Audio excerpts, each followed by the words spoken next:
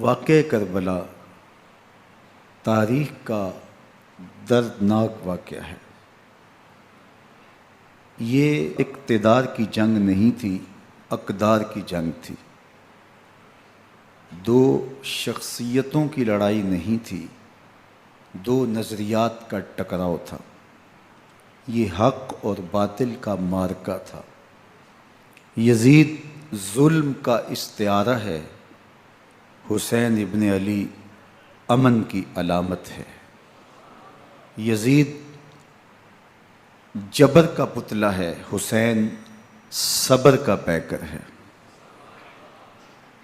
یزید اپنی بدطینت فطرت اور اپنی طبع ناہموار کے باعث دنیا پر ذلت و رسوائی، ظلم، جبر، جور و زیادتی کی علامت بن کے ابھرا، اور حسین ابن علی رضی اللہ تعالی عنہ حق و صداقت کا نشان بن کے ابھرا۔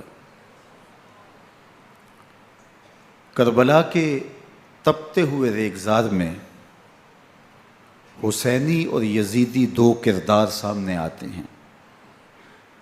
اقبال نے کہا تھا، موسیٰ و فرعون و شبیر و یزید، ایند و قوت از حیات آید پدید، زندہ حق از قوت شبیری است، باطل آخر داغ حسرت میری است، سرخ رو عشق غیور از خون او، شوخی ای مصرع از مضمون او، تا قیامت قطع استبداد کر، موج خون او چمن ایجاد کر۔ یزید بہدل کی بیٹی محسون کا ناپاک بیٹا تھا، اور حسین محمد عربی کی بیٹی فاطمہ کا شہزادہ تھا۔ یزید دمشق کے اطراف میں سرجون اور جریر، اختل جیسے اوباشوں کے جھرمٹ میں پل کے جوان ہوا۔ حسین کے گھر کا دروازہ مسجد نبوی کے اندر کھلتا تھا۔ یزید نشے میں دھت ہو کر کے نمازیں چھوڑ دیتا تھا۔ حسین کی کربلا کے اندر بھی نماز تہجد قضا نہیں ہوئی۔ یزید ظلم کا دوسرا نام ہے، حسین امن کی علامت ہے۔ یزید نے زندگی میں ایک مرتبہ حج کیا اور شراب کے مٹکے ساتھ لے کے آیا، اور اختل اور دیگر گویوں اور مغنیوں کو اپنے ساتھ رکھا تاکہ سفر آسانی سے کٹے۔ حسین ابن علی نے 25 حج سواری ہونے کے باوجود پیدل کیے۔ یزید حج بیت اللہ کے بعد مدینہ المنورہ آیا اور شراب کی ایک مجلس بپا کی۔ حضرت امام حسین رضی اللہ تعالی عنہ جب وہاں پہنچے تو شراب کی پھیلی ہوئی بدبو کو محسوس کرتے ہوئے فرمایا، یہ بو کیسی ہے؟ تو نشے میں دھت یزید بولا، یہ شام میں بنتی ہے، اور ایک جام منگوایا اور اس کو پیتے ہوئے دوسرا جام حضرت امام حسین رضی اللہ تعالی عنہ کی طرف بڑھاتے ہوئے کہا، ابا عبداللہ لیجئے۔ تو حضرت امام حسین رضی اللہ تعالیٰ عنہ نے فرمایا، میں اس کی طرف دیکھتا بھی نہیں ہوں، اور پھر وہ عشقی اشعار پڑھنے لگا۔ جب یزید کی شراب نوشی کا منظر امام حسین رضی اللہ تعالیٰ عنہ اپنی آنکھوں سے دیکھ چکے تھے، تو مجھے بتاؤ یزید کے ہاتھ پہ امام حسین کا پاک ہاتھ کیسے آتا؟ حضرت امام حسین رضی اللہ تعالیٰ عنہ جس ماحول میں پلے تھے، جس ماحول میں پرورش پائی تھی، جس ماحول میں رہے تھے، وہ پاکیزہ اور تقدس مآب ماحول تھا۔ اور یزید کبھی اطراف دمشق میں، کبھی غوطہ میں، کبھی الخضرہ محل میں، اور کبھی کہاں داد عیش دیتا رہا اور لہو و لعب کے اندر مصروف رہا، اور اس کی زندگی ان چیزوں سے عبارت تھی۔ وہ محرمات کو حلال قرار دیتا، شراب نوشی اس کی ہڈیوں میں رچی ہوئی تھی، اور شریعت بیضا کا مذاق اڑایا کرتا۔ اور حسین ابن علی رضی اللہ تعالی عنہ کی دوستیاں جن لوگوں سے تھی وہ عبداللہ ابن عباس تھے، عبداللہ ابن عمر تھے، حضرت عبد الرحمن بن ابو بکر رضی اللہ تعالی عنہ تھے۔ یزید تو جوا کھیلتا رہا، یزید تو قمار بازی کرتا رہا، یزید تو شراب نوشی کرتا رہا، اور حسین ابن علی مسجد نبوی کے ممبر میں حضور کے پہلوؤں میں بیٹھتے رہے۔ زمانے نے وہ منظر دیکھا کہ سرخ رنگ کے جوڑے پہنے ہوئے حسنین کریمین حجرہ فاطمہ سے نکلتے ہیں، کم عمری کی وجہ سے کبھی گرتے ہیں کبھی سنبھلتے ہیں، اور آقا کریم خطبہ ارشاد کر رہے ہیں، خطبہ چھوڑ کے حضور نے شہزادوں کو اٹھا لیا۔ وہ منظر بھی زمانے نے دیکھا۔ حضرت عبداللہ بن شداد کہتے ہیں کہ حضور سجدے میں تھے اور سجدہ اتنا طویل ہو گیا، ہمیں لگا یا تو وحی کا نزول ہو رہا ہے یا پھر اللہ کا حکم آ گیا اور اللہ کے محبوب کی روح قبض کر لی گئی۔ لیکن میں نے جب نظریں اٹھا کے ننکیوں سے دیکھا تو کیا منظر تھا کہ حسین ابن علی حضور کی پشت پہ بیٹھے ہوئے اور میرے آقا سجدے کو طول دے رہے ہیں۔ اللہ اکبر! حسین کے لیے پیغمبر کے سجدوں کو طول دیا جا رہا ہے۔ حسین ابن علی کبھی ممبر پہ حضور کی اطراف میں بیٹھتے ہیں، وہ منظر بھی دنیا نے دیکھا کہ حضور کے مبارک کندھوں پر حسین ابن علی بیٹھے ہیں اور حضور کی زلفوں کو پکڑا ہوا ہے۔ تو حضرت عمر رضی اللہ تعالیٰ عنہ دیکھ کے کہتے ہیں واہ واہ کیسی سواری میسر آئی حسین ابن علی کو۔ تو میرے آقا مسکرا کے کہتے ہیں عمر سواری دیکھتے ہو سوار بھی تو دیکھو۔ اللہ اکبر! حضرت اسامہ بن زید بن حارثہ رضی اللہ تعالیٰ عنہ فرماتے ہیں رات کا ایک پہر گزر گیا اور مجھے حضور سے کوئی کام تھا، میں آقا کریم کی خدمت میں حاضر ہوا، در دولت پہ دستک دی، حضور تشریف لائے تو چادر اوڑی تھی، بکل کی ہوئی تھی میرے حضور نے، تو میں نے اپنی حاجت کہی تو حضور نے میری حاجت پوری کر دی۔ لیکن ایک منظر میں نے دیکھا کہ حضور نے جو چادر کی بکل فرمائی تھی اس کے اطراف میں پہلوؤں میں ابھار تھے جس طرح اندر کوئی ہو۔ مجھ سے نہ رہا گیا، میں نے پوچھ لیا، میں نے کہا بندہ نواز چادر کے اندر کیا ہے؟ فَكَشَفَهُ، تو حضور نے چادر کو کھول دیا۔ فَإِذَا الْحَسَنُ وَالْحُسَيْنُ عَلَىٰ وَرِكَيْهِ، تو کہتے ہیں میں نے اپنی آنکھوں سے دیکھا ایک پہلو سے امام حسین لپٹے ہوئے تھے، ایک پہلو سے امام حسن لپٹے ہوئے تھے۔ فرمایا یہ میرے بیٹے ہیں، یہ میری بیٹی کے بیٹے ہیں، اے اللہ میں ان سے پیار کرتا ہوں، تو بھی ان سے پیار کر، جو ان سے پیار کرے اس سے بھی پیار کر۔ ان کی محبت کا درس دیا، ان کے پیار کا سبق پڑھایا، کہا ان سے پیار کرنے والا میرے سے پیار کرنے والا ہے، ان سے بغض رکھنے والا میرے سے بغض رکھنے والا ہے۔ ان کی تکلیف حضور کو بے چین کر دیتی تھی۔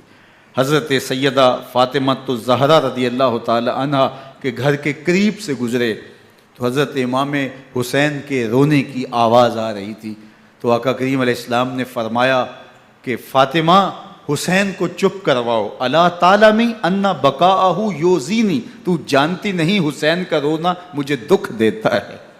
حسین ابن علی کو حضور رونے نہیں دیتے تھے، ان کو دکھی نہیں ہونے دیتے تھے، کیونکہ رسول اللہ صلی اللہ علیہ وسلم جانتے تھے کہ یہ کتنے دکھ سہے گا، کتنی تکلیفوں سے گزرے گا اور کتنے مصائب سہے گا۔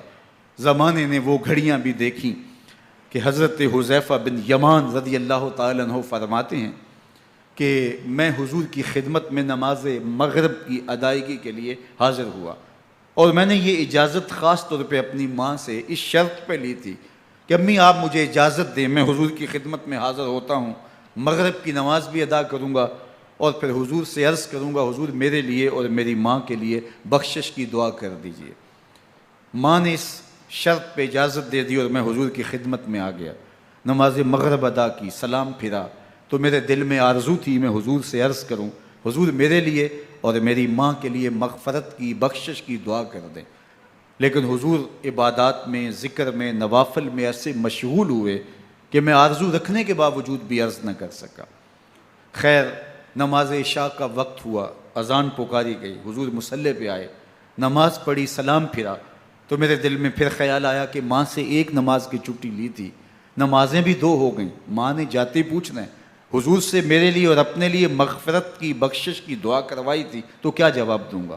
اور حضور اٹھے اور کاشانہ اقدس کی طرف چل دیے۔ اب میرے دل میں یہ خیال رہ کے آ رہا تھا کہ ماں کو کیا جواب دوں گا؟ میں تو حضور سے بخشش و مغفرت کی دعا کروا ہی نہیں سکا۔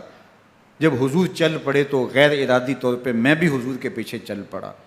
چلنے میں تھوڑی سی رفتار تیز ہو گئی، جس سے قدموں کی آہٹ پیدا ہوئی، تو جب آواز پیدا ہوئی تو حضور نے رخ پھیرے بغیر فرمایا من ھذا، میرے پیچھے پیچھے کون آ رہا ہے؟ پھر خود ہی کہا حذیفہ تو نہیں؟ تو میرا دل دھڑک رہا تھا، قلت نعم، میں نے کہا جی جی حضور میں حذیفہ ہوں۔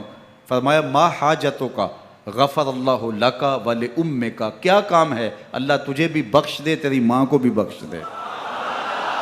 اب جو کام تھا وہ جنبش لب سے پہلے ہی ہو گیا، یہاں تو لفظوں کا سہارا بھی نہیں لینا پڑتا، وہ بند لبوں کی بولیاں بھی سنتے ہیں۔ اقبال بولا ہے فروغت صبح آثار و دہور، چشم تو بی نندائے ما فی الصدور، تیری نظر تو سینوں کے چھپے راز بھی دیکھتی۔ تو کہا ما حاجتوں کا غفر اللہ لک ولامک، اللہ تجھے بخش دے، تیری ماں کی بھی مغفرت کر دے، کیا کام ہے؟ اب جو کام تھا وہ تو ہو گیا۔ تو میرے حضور نے ارشاد فرمایا حذیفہ سنو، ابھی ایک فرشتہ آیا ہے جو اس سے قبل دھرتی پر پہلے کبھی نہیں آیا، آج پہلی مرتبہ اللہ سے اجازت لے کے 2 کام کرنے آیا ہے۔ ایک تو مجھے سلام کرنے آیا ہے، اور دوسرا خوشخبری دینے آیا ہے کہ آپ کی بیٹی فاطمہ جنتی عورتوں کی سردار ہے، اور حسن اور حسین جنتی جوانوں کے سردار۔ ایک طرف یزید ناپاک میسون کا پلیت بیٹا، اور ایک طرف محمد عربی کا نواسا، فاطمہ کے دودھ کا اثر، علی المرتضیٰ کے خون کی تاثیر، رسول اللہ صلی اللہ علیہ وسلم کے کندھوں پہ بیٹھنے والا۔ ایک دن حضور نے امام حسین رضی اللہ تعالیٰ عنہ کے ہاتھ پکڑ لیے اور ان کے پاؤں اپنے پاؤں پہ رکھے، اور پھر فرمایا بیٹے آگے بڑھو، اور ان کے پاؤں حضور کی پنڈلیوں پہ آئے۔ پھر کہا بیٹے اور آگے بڑھو، حتیٰ کہ ان کے پاؤں حضور کی رانوں پہ آئے۔ پھر فرمایا بیٹا اور آگے بڑھو، تو ان کے پاؤں حضور کے مبارک بطن اقدس پہ آئے۔ پھر بازوؤں کو کھینچ کے اپنے قریب کیا اور حسین ابن علی کے منہ میں اپنی زبان رکھ دی، اور وہ اس طرح چوس رہے تھے جس طرح کھجور چوسی جاتی ہے۔ تو اللہ کے محبوب علیہ السلام نے حسین ابن علی کو اپنی زبان کا لعاب دہن دے کر کے، وہ شیر رحمت دے کر کے، وہ کوثر و تسلیم سے پاکیزہ تر آب رحمت عطا کر کے ان کی ہمیشہ کے لیے پیاس بجھا دی، تاکہ کل کربلا کے تپتے ہوئے ریگزار میں حسین ابن علی کو پیاس کی شدت تنگ نہ کرے اور پائے استقلال میں لغزش نہ آنے پائے۔ ان نازوں سے پالے ہوئے حسین کو، ان محبتوں سے پالے ہوئے حسین ابن علی کو امتحان بھی اتنے بڑے درپیش تھے۔ یاری تیری سونا پر ازمیشاں تیریاں اگ، سونا پرکھیا جامدہ ہے نال اگاں دے لگ۔ جتنا بڑا شخص ہوتا ہے اتنی آزمائشیں بھی بڑی ہوتی ہیں۔ پیغمبر رحمت کی آغوش میں کھیلنے والا، حجرہ فاطمہ کا جانشین، مصلی رسول کا وارث، منبر رسول صلی اللہ علیہ وآلہ وسلم پر حضور کے مبارک پہلو اور گود میں بیٹھنے والا حسین، حضور کی زبان چوسنے والا حسین، حضور کے کندھوں پہ سواری کرنے والا حسین، آقا کریم علیہ الصلوۃ والسلام کے مبارک سجدے کی حالت کے اندر حضور کی پشت پہ کھیلنے والا حسین، جس حسین کا دروازہ مسجد نبوی کے اندر کھلتا تھا اور یزید کی کرتوتوں کے چشم دید گواہ تھے۔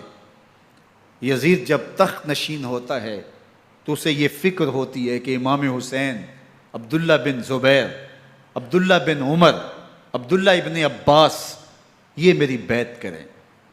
اور وہ ولید بن عقبہ کو لکھتا ہے کہ ہر صورت میں ان کی بیعت لو، اور اگر بیعت نہ دیں تو سختی کرو.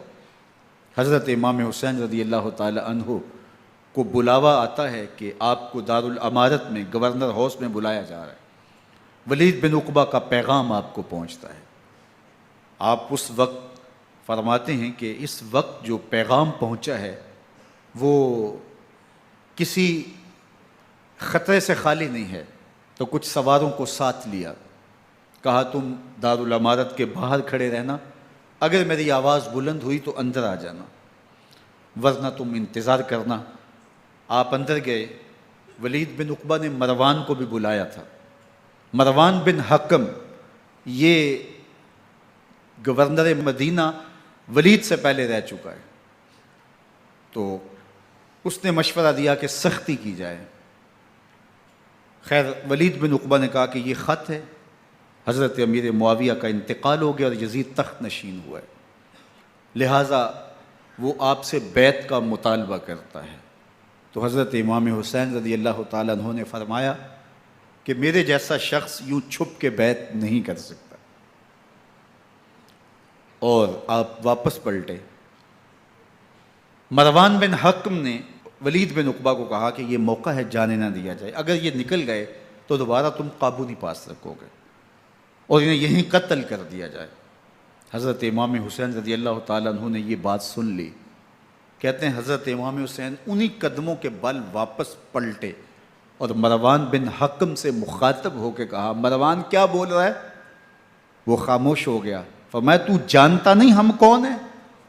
آنا حسین ابن علی ابن ابی طالب، میں حسین ہوں، میں علی کا بیٹا ہوں. ہمارے گھر میں قرآن اترتا رہا ہے، وحی کا نزول ہوتا رہا ہے، اور یزید فاسق ہے، فاجر ہے، مسلمانوں کا قاتل ہے اور شرابی ہے. میں ڈنکے کی چوٹ پہ یزید کی بیعت سے انکار کرتا ہوں. بس حیدری کچھار سے محمدی شیر نکل آیا ہے. اب اوسان خطا ہو گئے، راستہ چھوڑ دیا، واپس آئے. سیدہ زینب سے ملے، کہا مدینے کو چھوڑنا پڑے گا. کہا بھیا کیا ہوا؟ کہا یزید بیعت لینے پہ مصر ہے اور میں کسی صورت بھی بیعت نہیں کروں گا. رسول اللہ کا مدینہ ہمارے خون سے لالہ زار بنے گا. میں نہیں چاہتا کہ حضور کے شہر نور کی حرمت پامال ہو. دوستو وہ کیسا منظر ہوگا جب حسین ابن علی نے آخری حاضری حضور کے روضے پہ دی ہوگی. حاجی یا معتمر 10 دن کے لیے، 8 دن کے لیے، 20 دن کے لیے مدینہ المنورہ عارضی سکونت اختیار کرتا ہے اور حضور کے روضہ انور سے، اس شہر نور سے، ان گلیوں سے، ان بام و در سے ایسا مانوس ہو جاتا ہے کہ جب واپس پلٹ رہا ہوتا ہے ان دعاؤں کے ساتھ کہ دوبارہ آنا بھی نصیب ہو، اور اسے لگتا ہے کہ میں دوبارہ بھی بلایا جاؤں گا، لیکن اس کے باوجود شہر حبیب چھوڑنا قیامت سے کم نہیں ہوتا.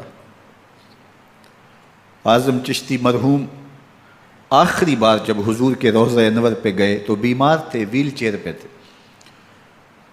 باب بقی سے باہر نکلے تو خادم سے کہا کہ میری ویل چیئر پیچھے سے کھینچو تاکہ میرا رخ روضہ انور کی طرف رہے. اور وہ پیچھے سے کھینچتا چلا جا رہا ہے. اور جب باب مکہ سے پیچھے جنت البقیع کے قریب سے گنبد خضرا نگاہوں سے اوجل ہونے لگا تو اعظم چشتی مرحوم نے کہا، جاں بدن سے نکلتی ہے اعظم، جاں بدن سے نکلتی ہے اعظم، کوئی آسان ہے مدینے سے جدا ہونا، کوئی آسان ہے مدینے سے جدا ہونا. یہ اس شخص کی کہانی ہے جو 10 دن، 5 دن، مہینہ، 2 ماہ وہاں رہتا ہے اور پھر اس شہر کو چھوڑ کے آنا اس کے لیے آسان نہیں ہوتا.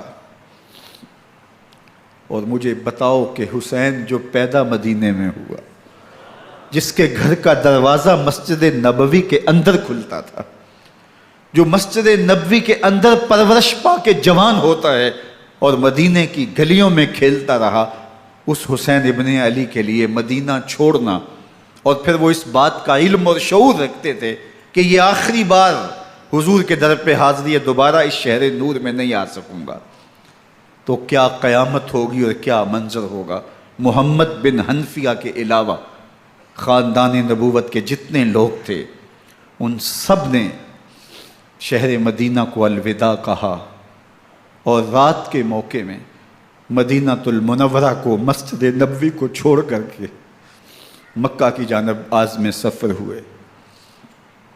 3 شعبان المعظم کو مکہ المکرمہ پہنچتے ہیں، ادھر کوفیوں کے خطوط آنے شروع ہو جاتے ہیں۔ حضرت امام حسین رضی اللہ تعالیٰ عنہ مسلم بن عقیل رضی اللہ تعالیٰ عنہ کو صورتحال معلوم کرنے کے لیے بھیج دیتے ہیں۔ 40,000 کوفی آپ کے ہاتھ پہ بیعت کر لیتے ہیں۔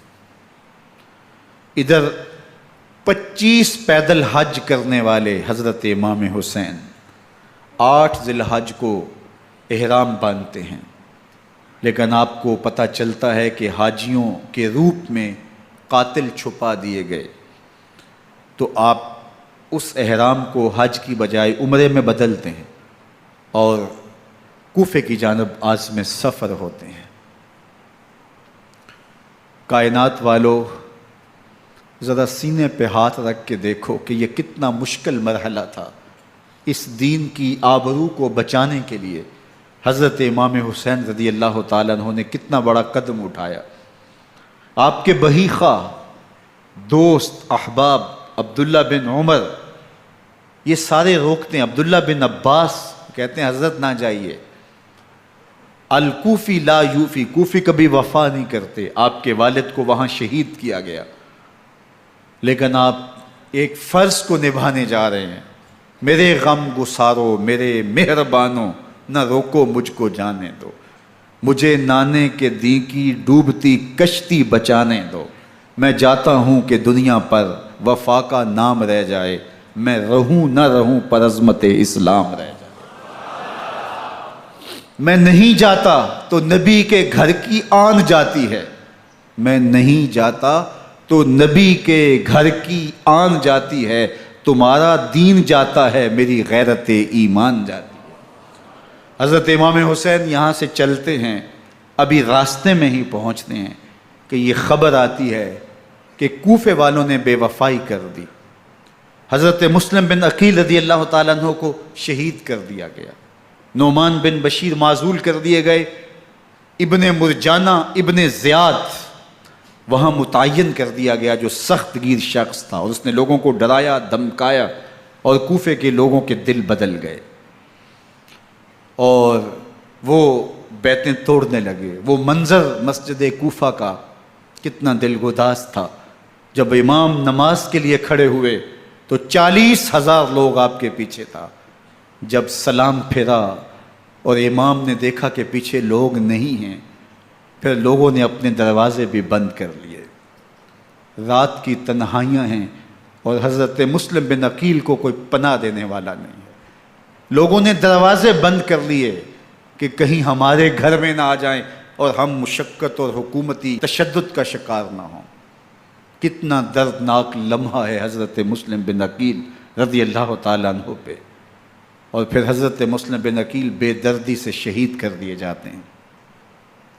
آپ ابھی راستے میں ہیں، یہ ساری کہانی پہنچتی ہے کہ حضرت مسلم شہید کر دیے گئے اور بے دردی سے شہید کر دیے گئے۔ وہ جنہوں نے خط لکھے تھے کہ ہم آپ کے ساتھ ہیں اور ہم منتظر ہیں، چشم برا ہیں، آپ کے قدموں کی چاپ سننے کے لیے بےتاب ہیں، آج انہوں نے بیتیں توڑ دی، 40,000 کوفی منحرف ہو گئے۔ مسجد کوفہ کا وہ منظر کس قدر روح کو تڑپا دینے والا تھا۔ ہم پچھلے سال عصر اور مغرب کے درمیان جب کوفہ پہنچے تو سورج ڈوبنے کے قریب تھا۔ میں نے اپنی زندگی میں اتنا اداس موسم کہیں نہیں دیکھا جتنا اداس موسم کوفے میں دیکھا۔ ایسے لگتا تھا جس طرح کوفے کی آب و ہوا آج بھی شرمندہ ہے۔ جو مسلم بن عقیل اور خاندان نبوت کے ساتھ اہل کوفہ نے کیا، حضرت امام حسین رضی اللہ تعالیٰ عنہ کو ان کے بہی خواہوں نے، اعزاء نے، اقربا نے، دوستوں نے، آوان و انصار نے، ساتھیوں نے کہا کہ حضرت حالات یکسر تبدیل ہو گئے، اب ہمیں مراجعت کر جانی چاہیے، واپس پلٹ جانا چاہیے۔ تو حضرت امام حسین کافی سوچ بچار میں رہے، پھر اس کے بعد آپ نے فیصلہ کیا کہ ہم آگے بڑھیں گے۔ دوستوں نے کہا کہ حضرت اگر آپ آگے بڑھیں گے تو ہمیں لگتا ہے کہ وہ آپ کے ساتھ سلوک اچھا نہیں کریں گے اور آپ بچوں کے سامنے پیاسے شہید کر دیے جائیں گے۔ تو حضرت امام حسین رضی اللہ تعالیٰ عنہ نے وہاں ایک خطبہ ارشاد فرمایا کہ لوگو تم جو مجھے بتا رہے ہو مجھے اچھی طرح معلوم ہے، جو تم مجھے منظر پیش کر رہے ہو وہ میری نگاہوں میں ہے، اور جو کچھ ہونے والا ہے چشم تصور وہ منظر دیکھ رہی ہے۔ چونکہ حضرت امام حسین رضی اللہ تعالیٰ عنہ کی شہادت کی خبر حضرت امام حسین کے پیدا ہوتے ہی خاندان نبوت میں عام تھی۔ حضور علیہ الصلوۃ والسلام کو یہ بات جبریل امین نے آ کے بتائی تھی جب حسین ابن علی کے ساتھ حضور محبت کا اظہار کر رہے تھے، تو یہ جبریل امین نے آ کے کہا تھا حضور آپ کا یہ بیٹا ارض طف میں شہید کر دیا جائے گا، اور کربلا کی مٹی لا کے حضور کو دی اور ام سلمہ کو حضور نے عطا کر دی۔ حضرت ام سلمہ کہتی ہیں کہ ایک دن میں سوئی تو خواب دیکھا کہ حضور کے مبارک بال بکھرے ہوئے ہیں اور سخت پریشان ہیں، تو میں نے کہا کہ حضور آپ کی یہ کیا حالت ہے؟ وَبِيَدِهِ قَارُورَةٌ، اور حضور کے ہاتھ میں ایک شیشی ہے، فِيهَا دَمٌ، جس کے اندر خون ہے۔ تو میں نے کہا حضور یہ کیا؟ فرمایا میں قتل گاہ حسین سے آ رہا ہوں اور یہ حسین ابن علی کا خون ہے۔ تو کہا 10 محرم کا دن تھا، دوپہر کا یہ منظر تھا، میں کیلولہ کر کے اٹھی، جب میں نے دیکھا تو وہ شیشی جس میں کربلا کی مٹی رکھی تھی وہ خون بن چکی تھی۔ تو یہ خبر پہلے دی گئی تھی، یہ بتا دیا گیا تھا۔ فرمایا میرے دوستو جو تم مجھے بتاتے ہو میں اس سے بے خبر نہیں ہوں، یہ سب کچھ ہونے والا ہے، لیکن اس کے باوجود میں کیوں جا رہا ہوں؟ تو آپ کا ایک تاریخ ساز جملہ ہے جو کربلا کے فلسفے کو ہمارے سامنے رکھتا ہے کہ یہ اتنا بڑا امتحان کیوں دیا۔ حضرت امام حسین رضی اللہ تعالیٰ عنہ نے فرمایا وَلَكُمْ فِيَّ أُسْوَةٌ، میں اس لیے جا رہا ہوں قیامت تک ظلم، جبر اور ناانصافی کے خلاف کھڑے ہونے والوں کے لیے کوئی نمونہ تو ہو۔ میری زندگی قیامت تک ظلم، جبر اور استحصالی نظام کے خلاف کھڑے ہونے والوں کے لیے نمونہ ہے۔ تو حضرت امام حسین رضی اللہ تعالیٰ عنہ نے حق اور باطل کے درمیان ایک سرخ لکیر کھینچ دی اپنے خون سے۔ اب حق اور باطل کا امتیاز کرنا مشکل نہیں ہے، کوئی باطل پہ اڑا رہے تو الگ بات ہے، لیکن امتیاز کرنا مشکل نہیں ہے۔ حدود بالکل واضح کر دیں۔ اقبال نے یہاں کتنی خوبصورتی کے ساتھ اس مضمون کو نبھایا۔ سرخ رو عشق غیور از خون او، شوخی این مصرع از مضمون او، تا قیامت قطع استبداد کر، موج خون او چمن ایجاد کر۔ ایک جہاں آباد کر دیا، حق اور باطل کی راہیں اجال دی۔ اب لوگوں کو یزید کا چہرہ پہچاننے میں دیر نہیں لگتی، وقت کے ہر یزید کا چہرہ آسانی سے پہچانا جا سکتا ہے۔ یہ معرفت زمانے کو کروائی کس نے؟ حسین ابن علی نے کروائی رضی اللہ تعالی عنہ۔ تو حضرت امام حسین نے فرمایا کہ جو میرے ساتھ ہونے والا ہے میں اچھی طرح جانتا ہوں، لیکن میں اس کے باوجود آگے بڑھوں گا۔ پھر بڑھے اور کربلا میں جا کے خیمہ زن ہو گئے۔ 7 محرم کو پانی بند کر دیا گیا۔ پانی بند ہوا تو کھانا بھی میسر نہیں تھا، لیکن ذکر پانی کا ہوتا ہے اس لیے کہ کھانے کے بغیر انسان کئی دن کاٹ لیتا ہے، لیکن پانی کے بغیر گزر نہیں ہوتی۔ تو فرات کی نہر سامنے اپنی موجوں کے ساتھ چمک رہی ہے، لیکن ایک قطرہ آب بھی آل رسول کو نہیں دیا جا رہا۔ کائنات کے اندر ایسے انوکھے امتحان بھی ہوتے ہیں۔ وارثوں ساقی کوثر کے، مالک ہوں حوض کوثر کے، اور بیٹے ہوں ساقی کوثر کے، اور آج ایک بوند پانی کی بھی میسر نہ ہو۔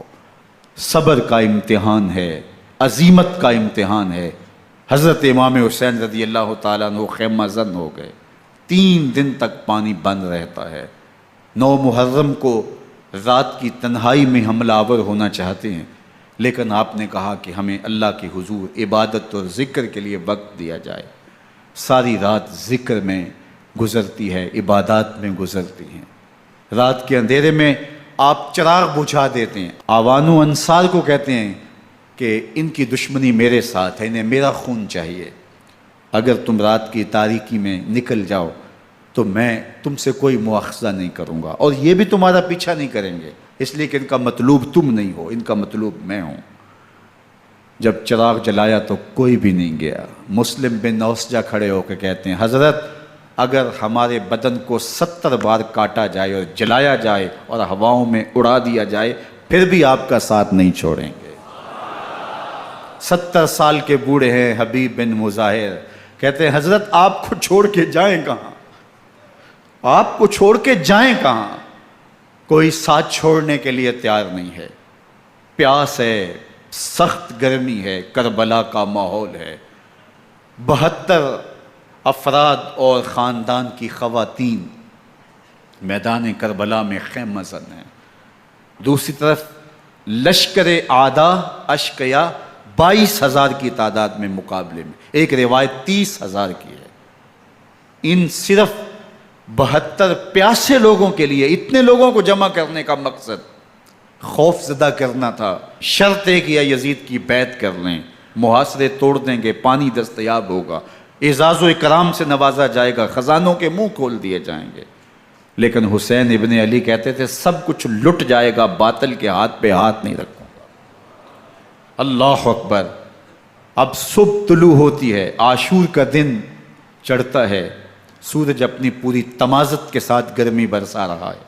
آج خاندان نبوت کا امتحان زمانے نے دیکھنا ہے۔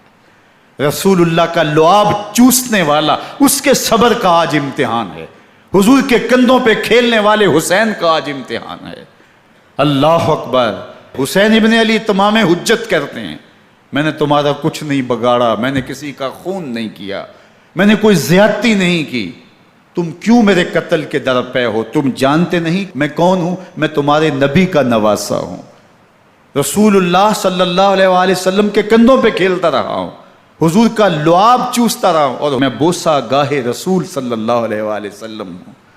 لیکن ان اشقیاء کے دل پر کوئی چیز اثر انداز نہیں ہوتی۔ ایک ہور ہے، اللہ اس کے دل میں نرمی ڈالتا ہے۔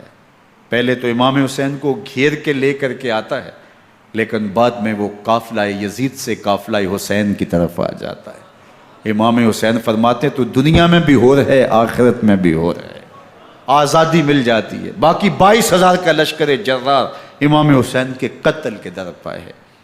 پھر تاریخ نے خاندان نبوت کا وہ انوکھا امتحان دیکھا۔ حضرت امام حسین کے بچے بالخصوص خواتین پیاس کی شدت میں حلق خشک ہیں۔ حضرت سکینہ تڑپ کے اپنے باپ سے کہتی ہیں کہ مجھے 6 ماہ کے لیے اصغر کی پیاس نہیں دیکھی جا رہی۔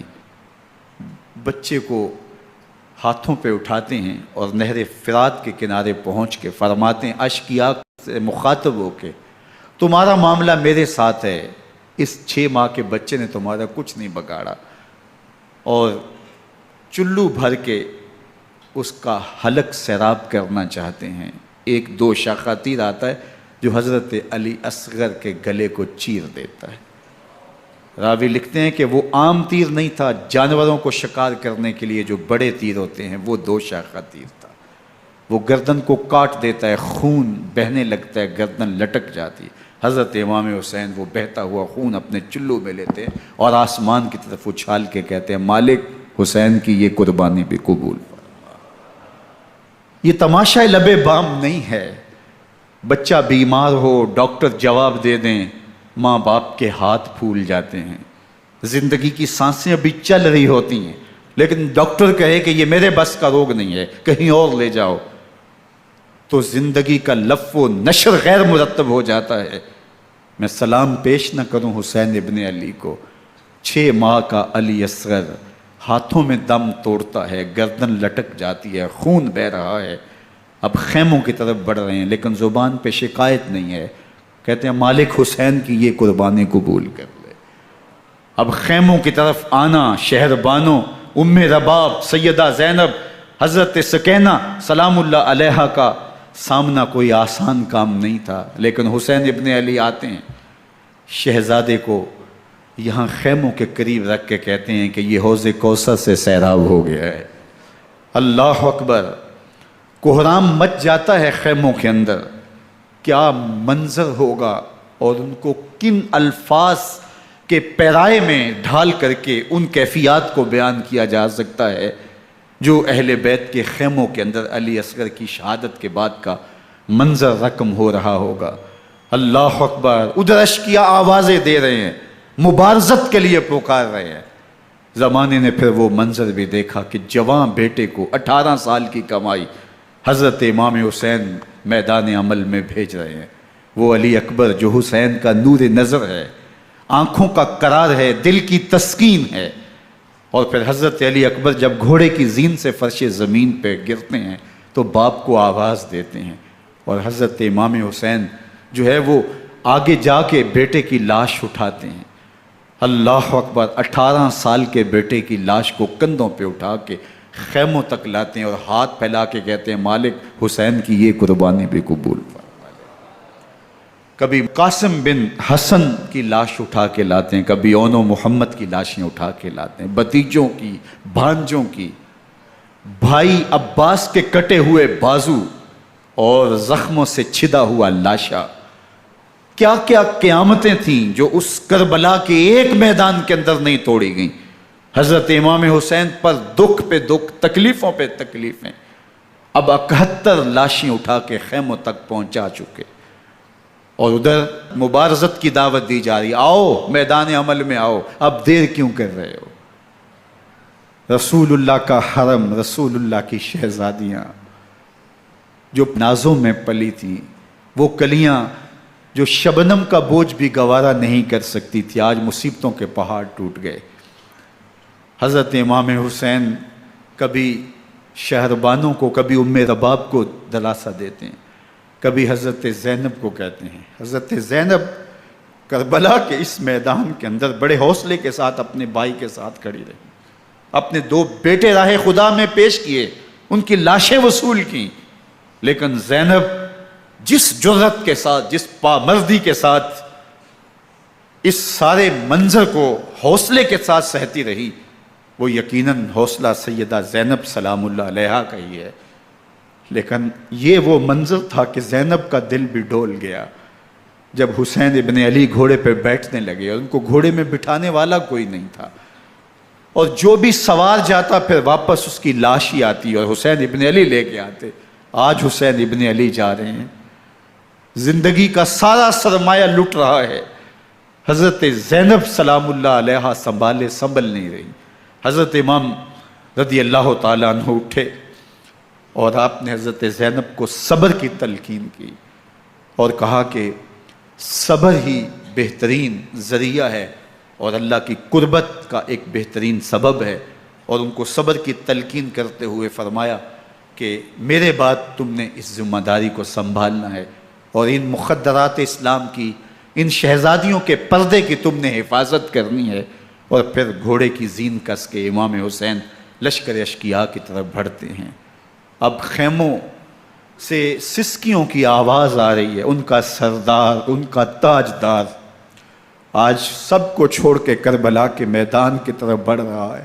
جرم کیا کیا، قصور کیا کیا، اس نے کیا زیادتی کی کہ آج نیزوں اور انیوں کے مقابلے میں 22,000 کا لشکر حضرت امام حسین پہ ٹوٹ پڑتا ہے۔ آپ پھر اتمام حجت کرتے ہیں، میں نے کسی کو قتل نہیں کیا، خون ناحق نہیں بہایا، میرے خون کے درپے کیوں ہو، اپنی آخرت کیوں برباد کرتے ہو، تم جانتے نہیں میں کون ہوں، میں تمہارے نبی کا نواسا ہوں۔ لیکن ابن زیاد کہتا ہے مقابلے میں آؤ۔ پھر حضرت امام حسین رضی اللہ تعالیٰ عنہ مقابلے میں آتے ہیں، اور جب گھوڑے کو ایڑ لگا کے دشمن اشقیاء پہ ٹوٹتے ہیں تو پھر ایسا منظر ہوتا ہے کہ وہ بھیڑ بکریوں کی طرح آگے بھاگتے ہیں۔ 71 زخم کلیجے پہ لیے شجاعت کا یہ پیکر جب میدان میں آتا ہے، آواز آتی، یہ کون ذی وقار ہے، بلا کا شاہ سوار ہے، لباس ہے پھٹا ہوا غبار سے اٹا ہوا، تمام جسم نازنی چدا ہوا کٹا ہوا، یہ نبی کا نور عین ہے، یہ بالیقین حسین ہے، یہ حسین ابن علی ہے رضی اللہ تعالیٰ عنہ۔ پھر چاند بادلوں میں گھر جاتا ہے، شامی غنڈے تیر برساتے ہیں، تلواروں سے آپ کے بدن پر ضربیں لگاتے ہیں اور نیزوں سے آپ کے بدن کو پرو دیتے ہیں۔ جب آپ کا پیراہن بعد میں اتارا گیا تو آپ کے پیراہن میں 122 سوراخ تیروں کے تھے، 33 زخم تلواروں کے اور 34 گھاؤ نیزوں کے تھے۔ جب گھوڑے کی زین سے فرش زمین پر آئے، بدن چھلنی تھا، زخم زخم سے خون بہ رہا تھا، 3 دن کا پیاسا حسین، اللہ اکبر، بدن زخموں سے چور، 71 لاشیں کلیجے پہ لیے، مخدرات اسلام کے پردے کا خیال دل میں الگ ہے، لیکن گھوڑے کی زین سے جب فرش زمین پہ امام حسین آتے ہیں، زبان پہ ہائے نہیں، نالا و شیون نہیں، چیخ و پکار نہیں، آتے ہی پیشانی سجدے میں رکھتے ہیں اور پکارتے ہیں اللہم ردن بقضائک و صبرن علی بلائک تسلیما لامرک سبحان ربی العالی۔ مالک گھر لٹا کے، بچے لٹا کے، خاندان سب کچھ قربان کر کے، اپنے بدن کو زخموں سے چھلنی کروا کے، تیروں اور نیزوں کی انیوں سے اپنے آپ کو زخمی کروا کے، تیرے حضور سر جھکا کے یہ اقرار کرتا ہوں کہ حسین تیری تقدیر پہ راضی ہے، مالک تو بھی بتا، تو بھی حسین پہ راضی ہوا ہے کہ نہیں ہوا۔ آواز آ رہی ہے، اس پیاسے پر علی شیر خدا کو ناز ہے، اس نواسے پر محمد مصطفیٰ کو ناز ہے۔ اوروں نے بھی سجدے کیے پر اس کا عجب انداز ہے، اس نے وہ سجدہ کیا جس پر خدا کو ناز۔ حسین ابن علی رضی اللہ تعالیٰ عنہ کا سر انور دستے قاتل نے تب کاٹا جب وہ سجدے میں جھکا ہوا تھا۔ یزید نے کہا میں بیعت لوں گا، امام حسین نے کہا کبھی بھی نہیں دوں گا، یہ سر کٹ سکتا ہے جھک نہیں سکتا۔ سر کاٹ کے نیزے کی نوک پہ چڑھا دیا گیا اور یہ اس بات کا اعلان تھا کہ ہم جیت گئے اور حسینی ہار گئے، اور لشکر یزید میں غوغا مچ گیا، نقارے بجنے لگے کہ ہم جیت گئے، دیکھو امام حسین شہید کر دیے گئے، اور سر کاٹ کے نیزے کی نوک پہ چڑھایا گیا۔ لیکن لشکر یزید سے ہی آواز آئی یہ کیسا سر ہے جو کٹ کے بھی سر بلندی ہے، کٹ گیا ہے پھر بھی اونچا ہے، اللہ اکبر، یہ سر سجدے میں کٹا ہے، رب کے حضور عبادت کی حالت میں کٹا ہے۔ حسین آج بھی سجدے میں ہے، اللہ اکبر، حسین آج بھی سجدے میں ہے، بلکہ کٹے ہوئے سر کا رخ زمین کی جانب تھا اور کٹی گردن آسمان کی طرف، یوں نیزے پہ پرویا گیا۔ اللہ اکبر، ایک شاعر نے نقشہ کھینچا، بآنکھ سر نیزے پہ اور سوئے زمیں ہے روح، یعنی سجدہ ثانی کی ہے آرزو۔ رکعت کے 2 سجدے ہوتے ہیں، ابھی ایک سجدہ ہوا تھا کہ دست قاتل نے سر کاٹ دیا، کہا حسین کی پیشانی میں دوسرے سجدے کی تمنا مچل رہی ہے۔ یہ تھا حسین ابن علی کا سجدہ، ساری زندگی رب کے حضور سجدہ قضا نہیں ہونے دیا۔ آج پانی نہیں ہے، اللہ اکبر، آج تیمم کر لیتے ہیں، آج اپنے خون کو اوڑ کر کے حسین نے اپنی پیشانی اپنے مالک کے حضور جھکا کر کے عظیمت کی وہ انوکھی داستان رقم کر دی کہ صدیاں گزرنے کے باوجود بھی ان کی یادوں کے چراغ روشن ہیں۔ جب حضرت امام حسین اور دوسرے آیان و انصار کو شہید کر دیا گیا تو ان کے سر نیزوں کی نوک پہ چڑھا دیے گئے۔ حضرت امام حسین کا کٹا ہوا سر اور باقی 71 افراد کے کٹے ہوئے سر نیزوں کی نوک پہ، اور 10 سواروں کو ابن سعد نے کہا کہ ان کو رون دو، اور گھوڑوں کی ٹاپوں تلے حضرت امام حسین رضی اللہ تعالیٰ عنہ اور ان کے آوان و انصار کو جو ہے وہ روندا گیا، حتیٰ کہ ان کی استخوان مبارک، ان کی ہڈیاں بھی چور چور ہو گئیں۔ روننے سے قبل ان کا لباس اتار لیا، ان کے کپڑے اتار لیے گئے۔ اللہ اکبر، کیسی دردناک گھڑیاں تھیں۔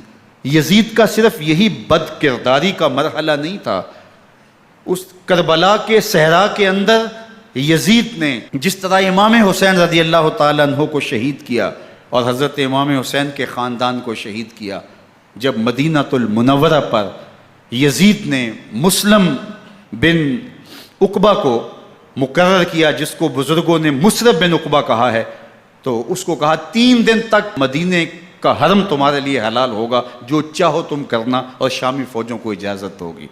تو وہاں بھی انہوں نے 10,000 تابعین اور 700 صحابہ کو شہید کیا۔ حضرت ابو سعید خدری رضی اللہ تعالیٰ عنہ گھر سے باہر نکلے، کافی بوڑھے ہو چکے تھے، تو انہوں نے حضرت ابو سعید خدری کو پکڑ لیا، کہا تم کون ہو؟ کہا مجھے ابو سعید خدری کہتے ہیں۔ تو کہا ہاں تمہارا نام سنا ہے، اور داڑھی سے پکڑ کے کھینچا اور کہا کہ ہے تمہارے پاس جو ہمیں دو؟ تو کہا کہ میرے پاس تو کچھ بھی نہیں، میں تو فقیر آدمی ہوں۔ تو ان کے گھر ان کو لے گئے، تو 2 کبوتر رکھے تھے حضرت ابو سعید خدری نے، تو وہ کبوتر لوٹ کے لے گئے۔ اللہ اکبر۔ حضرت ابن سنان رضی اللہ تعالیٰ عنہ کو، جو حضور کے علم بردار تھے فتح مکہ کے دن، ان کو ستو پہلے پلائے اور پھر ان کی گردن کاٹی گئی، اور کہا یہ ہے وہ ستو جو تم زندگی میں آخری بار پیو گے۔ ایک گھر میں داخل ہوئی شامی فوج، تو ایک خاتون کے ابھی بچہ پیدا ہوا تھا، اور قابلہ نے، دائیہ نے وہ بچہ ماں کی چھاتی پہ لٹایا، اور وہ ماں کا پہلا دودھ پی رہا تھا۔ تو یہ جا کے کہنے لگے نکالو تمہارے پاس جو کچھ ہے۔ تو اس خاتون نے کہا تم جانتے ہو یہ بچہ کون ہے؟ تو انہوں نے کہا ہم نہیں جانتے۔ کہا یہ حضرت ابن ابی کبشہ انماری رضی اللہ تعالیٰ عنہ کا بچہ ہے، اور یہ وہ صحابی ہیں کہ جو بیت الشجرہ کے موقع پہ حضور کے ہاتھ پہ بیعت کرتے ہیں۔ انہوں نے اس چیز کا لحاظ نہ کیا کہ جو کچھ ہے وہ ہمیں دو، ورنہ تیرے بچے کو نہیں چھوڑیں گے۔ تو ماں بچے سے مخاطب ہو کے کہتی ہے، ابھی بچہ پیدا ہوا ہے اور ماں سے پہلا دودھ پی رہے، کہ بیٹے اگر میرے پاس کچھ ہوتا، وہ قیمتی سے قیمتی چیز بھی ہوتی، تیری جان کے لیے قربان کرتی، لیکن اس وقت میرے پاس کچھ ہے نہیں۔ تو ایک شکی آگے بڑھا اور بچے کو ایک ٹانگ سے پکڑ کے کھینچ کے دیوار کے ساتھ پٹک کے مارا، جس سے دماغ کا بھیجا نکل گیا۔ کیا کیا زیادتیاں نہیں کی۔ 700 صحابہ حرہ کے واقعہ میں شہید کیے یزید نے، اور 10,000 تابعین شہید کیے۔ مسجد نبوی میں ممبر رسول کے ساتھ گھوڑے باندھے، اور وہ ممبر رسول اور مصلی رسول کے قریب لید کرتے رہے۔ حضرت سید عبد المسیب فرماتے ہیں میں نابینا تھا اور حضور کے روضہ انور کے پاس بیٹھا تھا، اور یزید کے سپاہی آتے، جو بھی مسجد میں نظر آتا پکڑ کے لے جاتے، مجھے نابینا سمجھ کے چھوڑ دیتے، لیکن میں پریشان تھا کہ ظہر کا وقت ہوگا، عصر کا وقت ہوگا، مغرب عشاء کا وقت ہوگا، نہ اذان، نہ اقامت، نہ جماعت، تو کیسے مجھے پتہ چلے گا کہ نماز کا وقت ہو گیا، اور کیسی میری نمازوں کا کیا بنے گا؟ میں اس فکر میں بیٹھا تھا۔ لم ازل اسمع الاذان والاقامت من قبر رسول اللہ صلی اللہ علیہ وآلہ وسلم۔ فرماتے ہیں جب بھی پھر نماز کا وقت آیا، گنبد خضرا سے اذان کی بھی آواز آئی، اقامت کی بھی آواز آئی۔ 3 دن تک مسجد نبوی کے اندر گھوڑے بندے رہے، اور مدینہ کی حرمت پامال کی۔ مدینہ کے گھروں کے اندر یہ بدکماش داخل ہوئے، اور جو بدکاریاں انہوں نے کی، کلیجہ منہ کو آتا ہے۔ 1002 شیزائیں ان بدکاروں کی بدکاریوں کی وجہ سے کنواری حالت کے اندر حاملہ ہوئی۔ 3 دن تک مدینے کا حرم انہوں نے پامال کیا، اور پھر مکہ المکرمہ میں کعبۃ اللہ پر گولے برسائے، اور کعبہ کا غلاف جل گیا۔ وہ تو یزید مر گیا، اور حضرت عبداللہ ابن زبیر رضی اللہ تعالیٰ عنہ نے اپنی خلافت کا اعلان کیا۔ یزید کے یہ کرتوت تھے، ادھر اہل مدینہ کو ستایا، ادھر اہل مکہ کو ستایا، اور رسول اللہ صلی اللہ علیہ وسلم کے خانوادے کی بے حرمتی اور توہین کی۔ نہ صرف انہیں قتل کیا گیا، ان کی لاشوں پہ گھوڑے دوڑائے۔ ابن سعد اور شمر جو ہے وہ خیموں میں داخل ہوا، اور مخدرات اسلام کی چادریں چھیننے کی کوشش کی۔ حضرت زینب سلام اللہ علیہ نے مخاطب ہو کے کہا ہمارے چہرے کے رکھوالے چلے گئے ہیں، ظالم تو خیال نہیں کرتا ہم رسول اللہ کی بیٹیاں ہیں۔ حضرت شہربانو، حضرت زین العابدین اور حضرت زینب سلام اللہ علیہم، ان تینوں کو ایک اونٹ پہ باندھا گیا، اور باقی اونٹوں پہ باقی سادات کو، حضور کی شہزادیوں کو باندھا گیا، رسیوں میں جکڑا گیا، اور اونٹوں پہ باندھ کر کے کوفے کی جانب آگے آگے شہیدوں کے سر چل رہے ہیں، اور پیچھے یہ قافلہ چل رہا ہے۔ اور جب یہ قافلہ وہاں سے گزرا جہاں لاشیں پڑی تھیں، امام زین العابدین 14 سال کے تھے اور بیمار تھے، اور ان کا حوصلہ نہ ہوا، وہاں غشی ان کے اوپر آنے لگی، اور وہ منظر ابن کثیر نے، باقی لوگوں سب نے لکھا ہے کہ پھر جب ان کی یہ حالت ہوئی تو پھر سیدہ زینب سلام اللہ علیہ، جنہوں نے ابھی تک بڑے حوصلے کے ساتھ ساری مشکلات کا مقابلہ کیا تھا، اب ان کے بندن ٹوٹ گئے اور آنکھوں سے آنسو بہنے لگے، اور سیدہ زینب نے امام حسین رضی اللہ تعالیٰ عنہ کی لاش پہ کھڑے ہو کے، اور وہ روندی ہوئی لاش، ٹوٹی ہوئی ہڈیاں، اور وہ برینا بدن، کٹا ہوا سر نیزے کی نوک پہ، اور لاش یہ پڑی ہے، تو حضرت سیدہ زینب نے مدینے کی طرف منہ کر کے جو ہے وہ حضور سے فریاد کی، یا محمد آہو، یا محمد آہو، ھذا حسین بالآراء مزمل بالدماء، یا محمد آہو بناتوں کا سبایا۔ یا رسول اللہ، اے پیارے آقا، یا جد آہو، اے ہمارے نانا محترم، یہ دیکھیے آپ کا حسین پڑا ہوا ہے، بدن سے کپڑے اتار لیے گئے، خاک ہوائیں اڑا رہی ہیں، اور اس کے اوپر چادر جو ہے وہ مٹی کی پڑ گئی ہے۔ حضور آپ کی اولاد کاٹ دی گئی، اور پھر کہا بناتوں کا سبایا، حضور دیکھیے آپ کی بیٹیوں کے ہاتھ باندھ دیے گئے ہیں، اونٹوں پہ کس دیا گیا ہے، سر شہیدہ آگے آگے چل رہے ہیں، اور حضرت سیدنا امام حسین کا آگے آگے سر ہے۔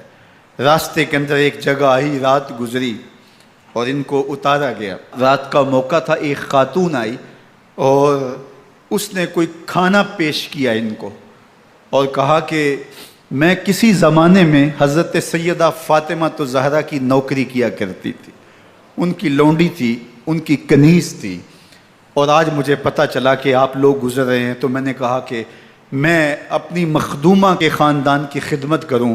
اور پھر اس نے کہا کہ اس وقت سیدہ کی گود میں ایک 6-7 ماہ کی بچی تھی جس کو زینب کہا کرتے تھے، تو سیدہ زینب نے کہا کہ اماں اگر پہچانتی ہو تو وہ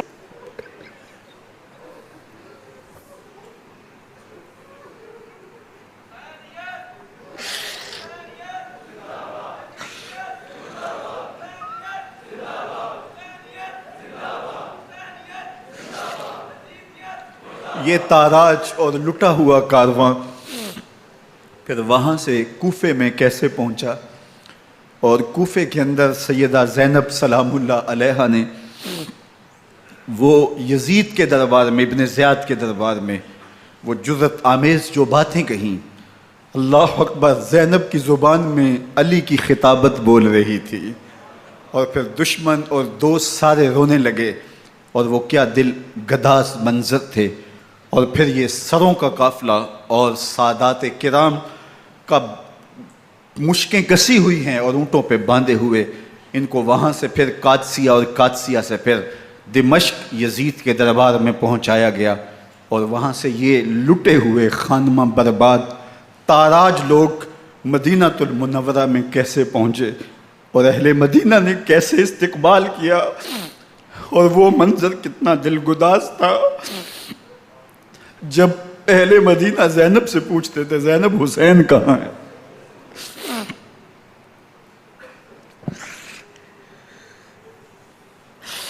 بے مروت بے وفا تیرا بھی کیا افسانہ ہے، جس نے اپنی ہی شمع کو گل کیا تو وہ پروانہ ہے۔ اپنے پیغمبر کے شہزادوں کو اور اپنے پیغمبر کی شہزادیوں کو جو دکھ اس امت نے دیے، یہ کائنات کی ایک انوکھی داستان ہے۔ اللہ ہمیں اسوہ شبیری پہ عمل کی توفیق عطا کرے اور ان کے نقوش پاک کی برکتیں دے، اہل بیت کی محبت ہماری روحوں میں جذب کر دے، اور جس عظیمت کے ساتھ، جس حوصلے کے ساتھ انہوں نے دکھوں کو جھیلا، جو دہکتی آگ کے شعلوں پہ سویا وہ حسین، جو جواں بیٹے کی میت پر نہ رویا وہ حسین، جس نے سب کچھ کھو کے کچھ نہ کھویا وہ حسین، مرتبہ اسلام کا جس نے دوبالا کر دیا، خون نے جس کے دو عالم میں اجالا کر دیا، جو کہ سوزے غم کو سانچے میں خوشی کے ڈھال کے مسکرایا موت کی آنکھوں میں آنکھیں ڈال کے۔ اے حسین ابن علی تم پر سلام، نازش آل نبی تم پر سلام۔ ذرا میرے ساتھ یہ پڑھ لیجئے، اے حسین ابن علی تم پر سلام، نازش آل نبی تم پر سلام، تم پہ لاکھوں رحمتیں لاکھوں سلام، اے شہیدان محبت کے امام، لالا گوں لالا بدن لالا کفن، اے چمن اندر چمن اندر چمن، زندگی ہی زندگی تیری حیات اے حیات اندر حیات اندر حیات، افتخار ملت بیضا ہے تو، رب کعبہ کی قسم یکتا ہے تو، فخر کا دل میں دریچہ باز کرنا چاہیے، جن کا تو آقا ہے ان کو ناز کرنا چاہیے۔ وآخر دعوانا ان الحمدللہ۔